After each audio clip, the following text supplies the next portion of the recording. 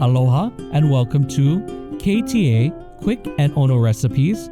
I'm Chef Grant Sato, and today I'll be preparing for you French onion soup. Heat a medium-sized sauté pan on medium heat. Once the pan is hot, add in the oil. Once the oil begins to lightly smoke, add in the onions. Sauté until caramelized. Deglaze with the stock. Allow the liquid to bubble. Add in the vermouth, bay leaf, brown sugar, and reduce the heat to low and simmer for 30 minutes or until the onions become soft.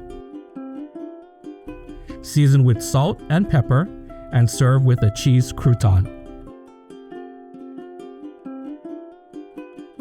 For this recipe and more, please visit ktasuperstores.com/recipes.